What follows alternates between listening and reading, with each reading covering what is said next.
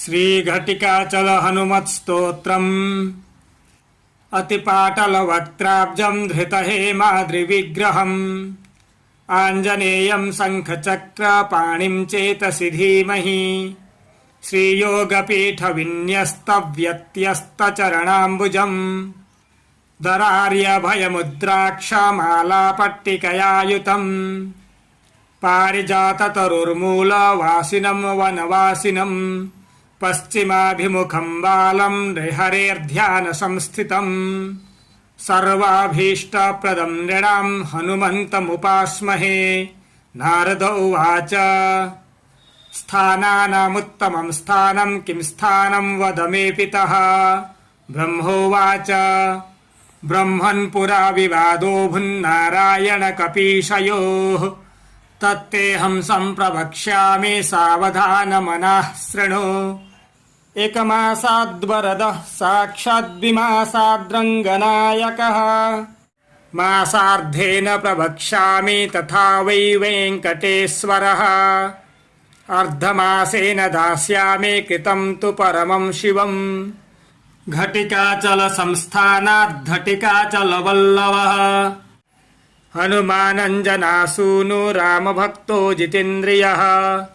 घटिकादेव काम्यानां कामदाता भवाम्यहम् शङ्खचक्रपदो येन प्रदास्यामि हरेः पदम्। घटिकाचलसंस्थाने घटिकां वसते यदि स मुक्तः सर्वलोकेषु वायुपुत्रप्रसादतः। ब्रह्मतीर्थस्य निकटे राघवेन्द्रस्य सन्निधौ वायुपुत्रं समालोक्य न भयं विद्यते नरे। तस्माद्वायुसुतस्थानं पवित्रमतिदुर्लभम् पूर्वाब्धे पश्चिमे भागे दक्षिणाब्धेस्तथोत्तरे वेङ्कटाद्दक्षिणे भागे पर्वते घटिकाचले। तत्रैव ऋषयः सर्वे तपस्तप्यन्ति सादरम् पञ्चाक्षरमहामन्त्रं द्विषट्कं च द्विजातीनां नाममन्त्रं ततः श्रीमन् स्त्रीशूद्राणामुपाहृतम्। तत्र स्नात्वा ब्रह्मतीर्थे नत्वा तं वायुमन्दिरे वायुपुत्रं भजन्नित्यं सर्वारिष्टविवर्जितम् सेवते मण्डलं नित्यं तथा वेह्यार्धमण्डलम् वाञ्छितं विन्दते नित्यं वायुपुत्रप्रसादतः। तस्मात्त्वमपि भोः पुत्र निवासं घटिकाचले। नारद उवाच कथं वासः प्रकर्तव्यो घटिकाचलमस्तके केन मन्त्रेण बलवानाञ्जनेयः प्रसीदति। विधानं तस्य मन्त्रस्य होमं चैव विशेषतः कियत्कालं तत्र वासं कर्तव्यं तन्ममावद। ब्रह्मोवाच ब्रह्मतीर्थे ततः स्नात्वा हनुमत्सम्मुखे स्थितः 12 तु नित्यमष्टसहस्रकम् जपेन्नियमतः शुद्धस्तद्भक्तस्तु परायणः। निराहारः फलाहारो ब्रह्मचर्यव्रते स्थितः मण्डलं तत्र वस्तव्यं भक्तियुक्तेन चेतसा। ध्यानश्लोकं प्रवक्ष्यामि शृणु नारद तत्त्वतः। तमञ्जनानन्दनमिन्दुबिम्ब निभाननं सुन्दरमप्रमेयम् सीतासुतं सूक्ष्मगुणस्वदेहम् श्रीरामपादार्पणचित्तवृत्तिम्। एवं ध्यात्वा सदा भक्त्या तत्पादजलजं मुदा चतुर्थांशेन होमं वा कर्तव्यं पायसेन च। विधिना विधियुक्तस्तु विदित्वा घटिकाचलम् जगाम जयमनुविच्छन्निन्द्रियाणां महामनाः। एवं नियमयुक्तः सन् यः करोति हरेः प्रियं विजयं विन्दते देहि वायुपुत्रप्रसादतः।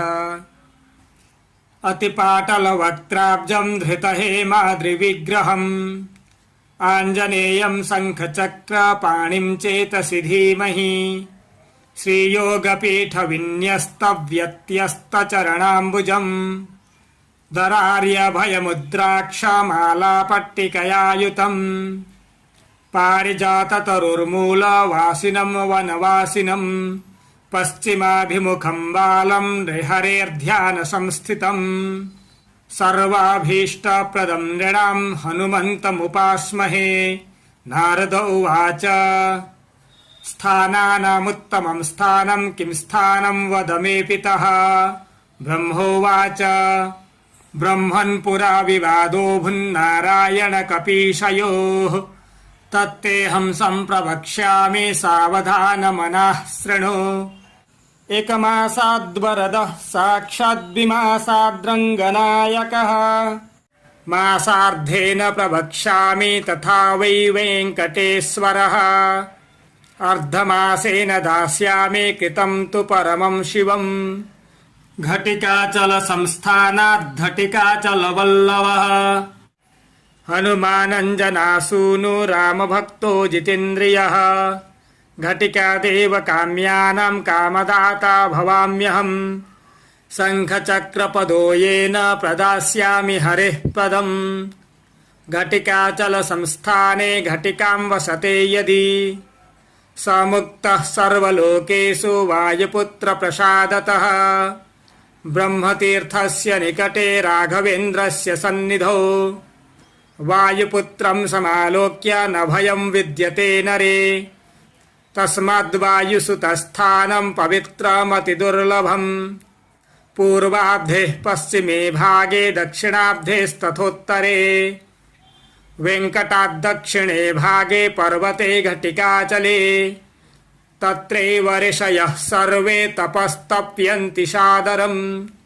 पञ्चाक्षरमहामन्त्रं द्विषट्कं च द्विजातीनां नाममन्त्रं ततः श्रीमन् स्त्रीशूद्राणामुपाहृतम्।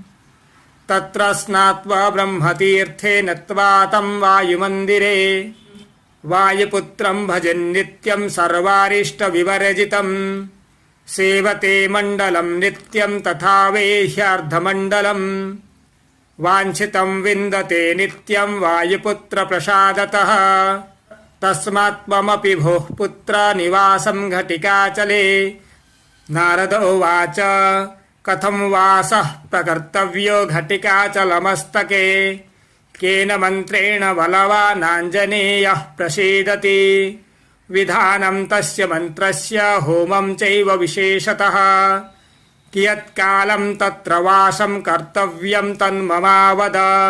ब्रह्मोवाच ब्रह्मतीर्थे ततः स्नात्वा हनुमत्सम्मुखे स्थितः 12 तु नित्यमष्टसहस्रकम् जपेन्नियमतः शुद्धस्तद्भक्तस्तु परायणः। निराहारः फलाहारो ब्रह्मचर्यव्रते स्थितः मण्डलं तत्र वस्तव्यं भक्तियुक्तेन चेतसा। ध्यानश्लोकं प्रवक्ष्यामि शृणु नारद तत्त्वतः। तमञ्जनानन्दनमिन्दुबिम्ब निभाननं सुन्दरमप्रमेयम् सीतासुतं सूक्ष्मगुणस्वदेहम् श्रीरामपादार्पणचित्तवृत्तिम्। एवं ध्यात्वा सदा भक्त्या तत्पादजलजं मुदा चतुर्थांशेन होमं वा कर्तव्यं पायसेन च। विधिना विधियुक्तस्तु विदित्वा घटिकाचलम् जगाम जयमनुविच्छन्निन्द्रियाणां महामनाः। एवं नियमयुक्तः सन् यः करोति हरेः प्रियं विजयं विन्दते देहि वायुपुत्रप्रसादतः। अतिपाटलवक्त्राब्जं धृतहेमाद्रिविग्रहम् आञ्जनेयं शङ्खचक्रपाणिं चेतसि धीमहि। श्रीयोगपीठविन्यस्तव्यत्यस्तचरणाम्बुजम् दरार्यभयमुद्राक्षमालापट्टिकयायुतम् पारिजाततरुर्मूलवासिनं वनवासिनं पश्चिमाभिमुखं बालं नृहरेर्ध्यानसंस्थितम् सर्वाभीष्टप्रदं नृणां हनुमन्तमुपास्महे। नारद उवाच स्थानानामुत्तमं स्थानं किं स्थानं वद मे पितः। ब्रह्मोवाच ब्रह्मन् पुरा विवादो भुन्नारायण कपीशयोः तत्तेऽहं सम्प्रवक्ष्यामि सावधानमनः शृणु। एकमासाद्वरदः साक्षाद्विमासाद्रङ्गनायकः मासार्धेन प्रवक्ष्यामि तथा वै वेङ्कटेश्वरः अर्धमासेन दास्यामि कृतं तु परमं शिवम् घटिकाचलसंस्थानाद्धटिकाचलवल्लभः हनुमानञ्जनासूनु रामभक्तो जितेन्द्रियः घटिकादेव काम्यानां कामदाता भवाम्यहम् शङ्खचक्रपदो येन प्रदास्यामि हरेः पदम् घटिकाचलसंस्थाने घटिकां वसते यदि स मुक्तः सर्वलोकेषु वायुपुत्रप्रसादतः ब्रह्मतीर्थस्य निकटे राघवेन्द्रस्य सन्निधौ वायुपुत्रं समालोक्य न भयं विद्यते नरे तस्माद्वायुसुतस्थानं पवित्रमतिदुर्लभम् पूर्वाब्धे पश्चिमे भागे दक्षिणाब्धेस्तथोत्तरे वेङ्कटाद्दक्षिणे भागे पर्वते घटिकाचले तत्रैव ऋषयः सर्वे तपस्तप्यन्ति सादरम् पञ्चाक्षरमहामन्त्रं द्विषट्कं च द्विजातीनां नाममन्त्रं ततः श्रीमन् स्त्रीशूद्राणामुपाहृतम् तत्र स्नात्वा ब्रह्मतीर्थे नत्वा तं वायुमन्दिरे वायुपुत्रं भजन्नित्यं सर्वारिष्टविवर्जितं सेवते मण्डलं नित्यं तथा वेह्यार्धमण्डलम् वाञ्छितं विन्दते नित्यं वायुपुत्रप्रसादतः तस्मात्त्वमपि भोः पुत्र निवासं घटिकाचले नारद उवाच कथं वासः प्रकर्तव्यो घटिकाचलमस्तके केन मन्त्रेण बलवानाञ्जनेयः प्रसीदति विधानं तस्य मन्त्रस्य होमं चैव विशेषतः कियत्कालं तत्र वासं कर्तव्यं तन्ममावद ब्रह्मोवाच ब्रह्मतीर्थे ततः स्नात्वा हनुमत्सम्मुखे स्थितः 12 तु नित्यमष्टसहस्रकम् जपेन्नियमतः शुद्धस्तद्भक्तस्तु परायणः निराहारः फलाहारो ब्रह्मचर्यव्रते स्थितः मण्डलं तत्र वस्तव्यं भक्तियुक्तेन चेतसा ध्यानश्लोकं प्रवक्ष्यामि शृणु नारद तत्त्वतः तमञ्जनानन्दनमिन्दुबिम्ब निभाननं सुन्दरमप्रमेयम्